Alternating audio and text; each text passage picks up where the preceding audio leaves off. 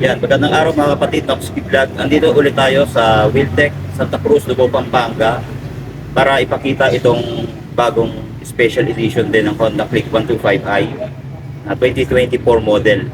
Pinagtatalunan kung version 3 or version 4 ba to. Para sa akin kasi version 4 na siya kasi marami na rin naiba doon sa lumabas ng 2023. No? So, nasa inyo na lang mga kapatid kung version 3 pa rin ang itatawag nyo dito. So, ayan, alamin natin yung cash price and installment nitong motor na to dito mga kapatid. Kaya abangan natin to. Stay tuned po tayo. Noxky Vlog.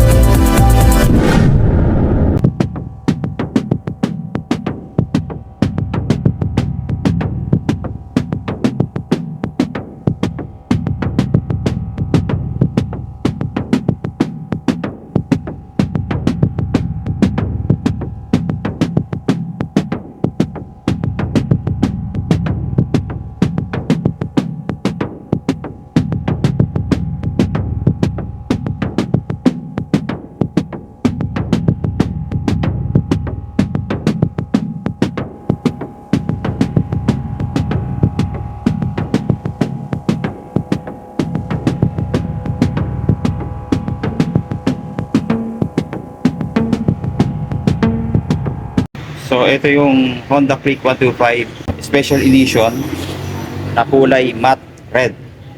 Ito, makita natin yung pagka red niya. Maganda rin tingnan, metallic red, no? Napansin natin kaya sa Special Edition meron na ding na iba pagdating sa colorway, pati yung kulay ng grab bar niya. Ito yung nabago dito. Yan. Kulay tanso, no? Kulay nito, pati yung mags. Yan, mapansin nyo. Then, dito sa harap, yung kulay matte red dito sa may pinaka head. Then, may takang Honda. Tapos, meron siyang matte black finish dito, tsaka dito. Ayan o. Medyo highlights dito itong M-shape na ito, kulay black. Then makikita rin natin dito yung FI or PGM FI nya. Then sa mga ilaw naman, same pa rin naman anong sa version 3, no? Tapos meron siyang click dito. Yan, tapos may decals na gold black. Ayan, decals nya. Ganon din dito sa likod.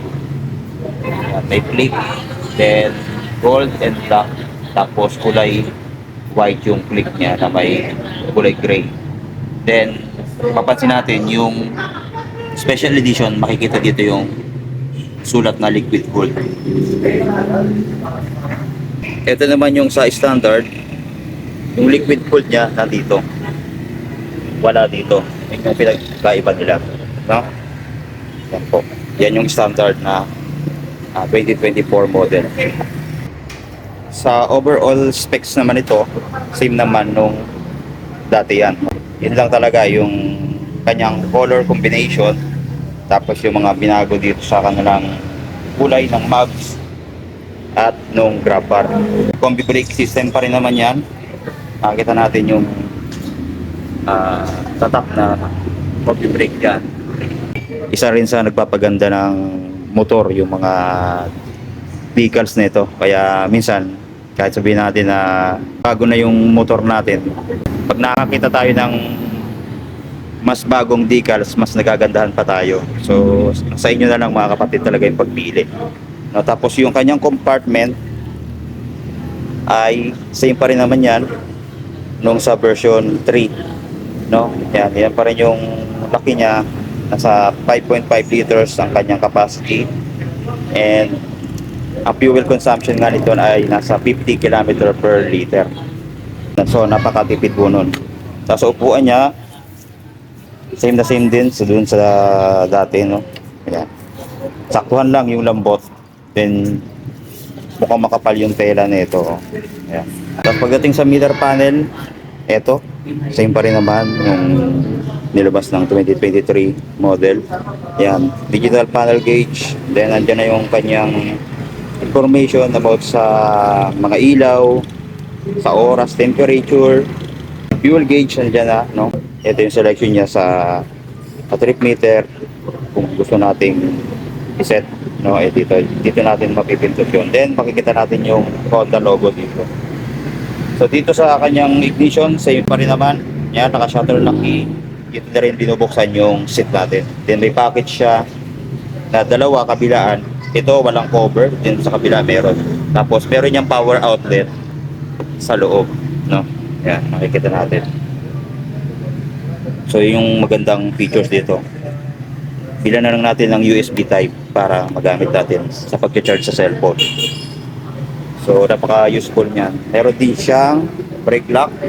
Pansin natin. Yan. So, hindi naman inaalis to ng Honda dahil napaka-safety ng ganitong features. Tapos fully LED lahat ng mga ilaw, meron din yung side stand, kill switch, then wala na siyang kickstarter. Yan yung mga lulubas ng Honda ngayon, no? Halos lahat naman, karamihan na ngayon ay wala nang kickstarter pagdating sa mga modelong scooter, no?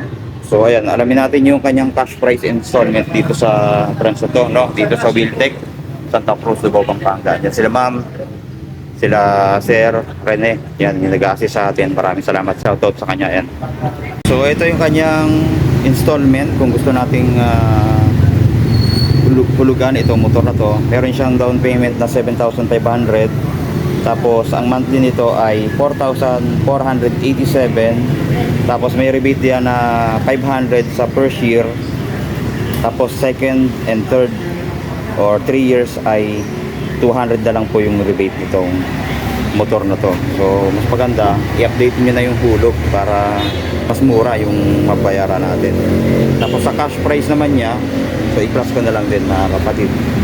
Meron din siyang isang kulay pa pala na special edition. Itong kulay glossy gray, ano. Ayan.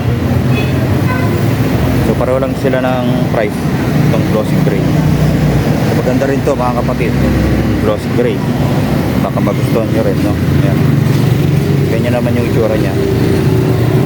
May black siya dito, tapos yung FI na logo, tapos gray dito sa taas, just black. Yan, marami sila mga available na motor dito, no? Kasi mga gusto mag-inquire. Tapos kung may tanong kayo, mag-message lang kayo sa ating comment section sa YouTube channel. Ganon din sa ating Facebook page. So ayan po yung ating maikling review dito sa Honda Click version 4 special edition. Yan. Kulay matte red. Meron din yung glossy red. Pagkaiba din yan yung standard. So wala pa tayong nakikita nun. Yan po mga kapatid, maraming salamat sa panonood and then God bless sa ating lahat. Shoutout din pala sa ating kaibigan na si Nelson Acala. Maraming salamat sa iyong suporta pare. And also shoutout kay Boss Donald Llamado de la Cruz.